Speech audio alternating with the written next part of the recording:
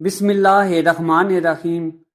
مسجد قریب ہونے کے باوجود گھر میں نماز پڑھنا کیسا ہے؟ فرض نماز چھوڑنے کی وجہ سے انسان کن مشکلات کا شکار ہو سکتا ہے؟ آج کی ویڈیو میں ہم ان ٹاپکس پر بات کریں گے اور ہمیں امید ہے کہ آج کی ویڈیو دیکھنے کے بعد آپ فرض نماز کبھی بھی نہیں چھوڑیں گے۔ ایک دفعہ رسول پاک صلی اللہ علیہ وآلہ وسلم نے ایک صحابی کو فرمایا، اے میرے صحابی، نماز کبھی نہ چھوڑنا، چاہے تجھے کاٹ دیا جائے، قتل کر دیا جائے یا تجھے جلا دیا جائے۔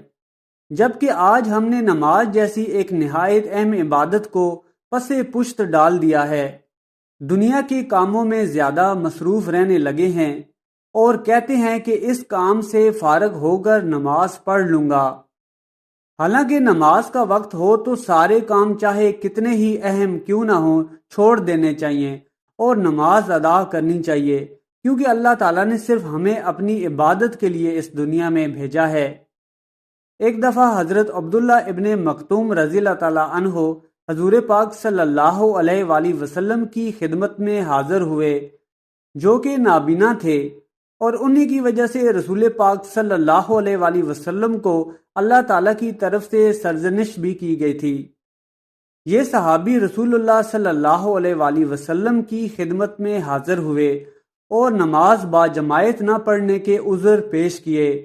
عرض کیا، یا رسول اللہ صلی اللہ علیہ وآلہ وسلم، میں اندھا ہوں اور میرے گھر اور مسجد کے درمیان بہت فاصلہ ہے اور مجھے گھر سے مسجد لانے والا بھی کوئی نہیں ہے، تو کیا میں گھر میں نماز پڑھ سکتا ہوں؟ تو اللہ کے نبی صلی اللہ علیہ وآلہ وسلم نے فرمایا، کیا تم اذان کی آواز سنتے ہو؟ صحابی نے فرمایا، جی یا رسول اللہ صلی اللہ علیہ وآلہ وسلم۔ تو آپ نے کہا، پھر مسجد میں آ کر نماز پڑھنی پڑے گی۔ انہوں نے پھر عذر پیش کیا کہ یا رسول اللہ صلی اللہ علیہ وآلہ وسلم، میرے گھر اور مسجد کے درمیان درخت ہیں اور خاردار جھاڑیاں ہیں، میں اندھا ہوں، مجھ سے چلا نہیں جاتا، تو مجھے ڈر ہے کہ میں گر جاؤں گا اور اپنے آپ کو نقصان پہنچا بیٹھوں گا، کیا میں گھر میں نماز پڑھ سکتا ہوں؟ آپ صلی اللہ علیہ وآلہ وسلم نے سوال کیا، کیا تمہارے گھر میں اذان کی آواز پہنچتی ہے؟ فرمایا، جی یا رسول اللہ صلی اللہ علیہ وآلہ وسلم۔ تو آپ صلی اللہ علیہ وآلہ وسلم نے فرمایا کہ پھر مسجد میں آ کر نماز پڑھنی پڑے گی۔ انہوں نے پھر عذر پیش کیا کہ یا رسول اللہ صلی اللہ علیہ وآلہ وسلم، میرے گھر اور مسجد کے درمیان میں خون خوار درندے موجود ہیں، میں اندھا ہوں، مجھے نظر نہیں آتا، تو کہیں مجھے کوئی جانور نقصان نہ پہنچا دے اور مجھے اپنا شکار نہ بنا لے، تو ایسی صورت میں کیا میں گھر میں نماز پڑھ سکتا ہوں؟ اللہ کے نبی صلی اللہ علیہ وآلہ وسلم نے فرمایا، نہیں، اگر اذان کی آواز آتی ہے تو۔ یہ سن کر ایک اور عذر پیش کیا کہ میں ایسا ہی ہوں جیسا کہ آپ دیکھ رہے ہیں کہ میں کتنا کمزور ہو گیا ہوں، میری ہڈیاں کمزور ہو گئی ہیں، کیا میرے لیے اجازت ہے کہ میں مسجد میں نماز نہ پڑھوں اور گھر میں نماز پڑھ لیا کروں؟ تو اللہ کے نبی صلی اللہ علیہ وآلہ وسلم نے فرمایا، کیا تمہیں آواز آتی ہے، حی علی الفلاح، حی علی الفلاح، حی علی الصلاح، حی علی الصلاح؟ تو فرمایا، جی یا رسول اللہ صلی اللہ علیہ وآلہ وسلم۔ تو فرمایا کہ پھر اگر نماز ہے تو مسجد ہی میں ہے۔ محترم ناظرین، آج اگر ہم اپنے دامن میں جھانکیں تو ندامت اور شرمندگی کے علاوہ کچھ بھی نہیں ہے۔ کوئی چھوٹی سی بھی تکلیف آ پہنچے تو مسجد میں نماز پڑھنے تو کیا جائیں گے، بلکہ سرے سے نماز ہی جاتی رہتی ہے کہ آج طبیعت ٹھیک نہیں ہے، پھر پوری کر لوں گا۔ وہ صحابی رضی اللہ تعالیٰ عنہ کتنے کمزور ہیں، نابینا ہیں، مسجد دور ہے، کوئی لانے والا نہیں ہے، بیچ میں درخت اور خاردار جھاڑیاں ہیں، خون خوار درندے اور جانور ہیں، مگر پھر بھی رحمت للعالمین نے انہیں گھر میں نماز پڑھنے کی اجازت نہیں دی۔ کیوں؟ کیونکہ نماز کا معاملہ بڑا سنگین ہے اور نماز کسی بھی حالت میں چھوڑنے کی اور باجماعت نماز نہ پڑھنے کی اجازت نہیں ہے۔ اب آپ کو بتاتے ہیں کہ فرض نماز چھوڑنے کے کیا نقصانات ہیں۔ حدیث میں آتا ہے کہ فرض نماز چھوڑنے سے ایک تو اس کی عمر میں سے برکت اٹھا لی جاتی ہے، دوسری بات، اس کے چہرے سے صالحین کا نور اٹھا لیا جاتا ہے۔ تیسری بات، وہ کوئی بھی عمل کرے اس کا ثواب نہیں ملتا۔ چوتھی سزا اس کو دنیا میں یہ ملتی ہے کہ اس کی دعائیں قبول نہیں ہوتی۔ اور پانچویں سزا اس کے لیے یہ ہے کہ اسے نیک لوگوں کی دعاؤں کا حصہ نہیں ملتا۔ نیک مومن اب پوری امت کے لیے دعا مانگتے ہیں کہ یا اللہ سارے مسلمانوں پر اپنا کرم کرنا، تو یہ بھی تو امت میں شامل ہے۔ دعا اللہ والے کی تو قبول ہوئی، لیکن اس کا حصہ نیک لوگوں کی دعاؤں سے اٹھا لیا جاتا ہے۔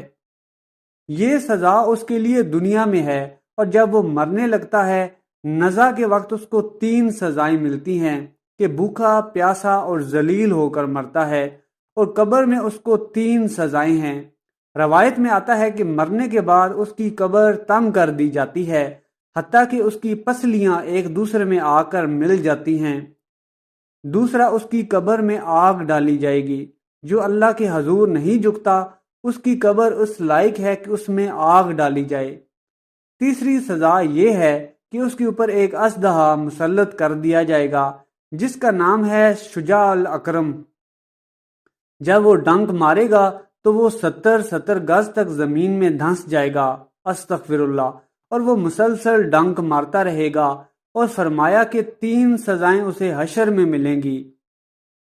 ایک تو اس کا حساب سختی سے لیا جائے گا، دوسرا اللہ تعالیٰ جل شانو اپنے قہر و غضب کا اظہار اس پر کریں گے، اور تیسری سزا اسے یہ ملے گی کہ اسے جہنم میں ڈال دیا جائے گا۔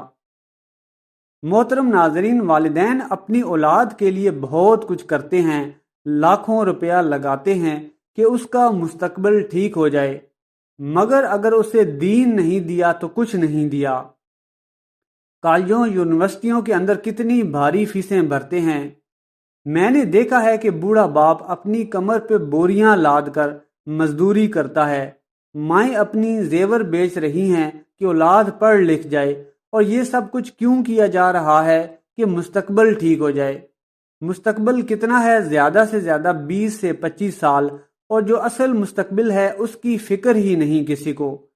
اصل مستقبل تو وہ ہے، اللہ اکبر، کسی کا انٹرویو ہوتا ہے تو لوگ ہمیں کہتے ہیں کہ دعا کریں کہ یہ انٹرویو کامیابی سے گزر جائے۔ میں کہتا ہوں کہ جب قبر میں کوئی جاتا ہے تو کبھی کسی نے آ کر نہیں کہا کہ دعا کرو، مشکل گھڑی آ گئی ہے، خیریت سے گزر جائے۔ اصل امتحان تو یہ ہے، اگر اس امتحان سے گزر گیا تو ہمیشہ ہمیشہ کے لیے کامیابی و کامرانی ہے۔ تھوڑا سا دنیا کا مستقبل بنانے کے لیے ہم کتنے پیسے لگا دیتے ہیں، اولاد کو سب دنیاوی علوم سکھا دیتے ہیں، لیکن افسوس کہ دعائے قنوت بھی پڑھنا نہیں آتی۔ بعض والدین آتے ہیں کہ تعویذ کر دو، ہماری اولاد نماز نہیں پڑھتی، ہم نہیں پڑھتے تو یہ تو پڑھے۔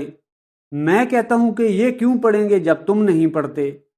مجھ سے تعویذ مانگنے آ گئے ہو، جو تعویذ اللہ کے رسول نے دیا تھا کہ جب 7 سال کے ہوں تو ہاتھ پکڑ کر مسجد کا راستہ دکھاؤ، اور 10 سال کے ہو جائیں تو مار کے پڑھاؤ، ان کے دل میں اللہ کا خوف داخل کرو، انہیں قرآن پاک کی تلاوت سکھاؤ۔ روایت میں آتا ہے کہ اپنی اولاد کو 3 باتیں سکھاؤ۔ ایک تو اپنے نبی سے پیار کرنا سکھاؤ، قرآن کا پڑھنا سکھاؤ، اور نماز ادا کرنا سکھاؤ۔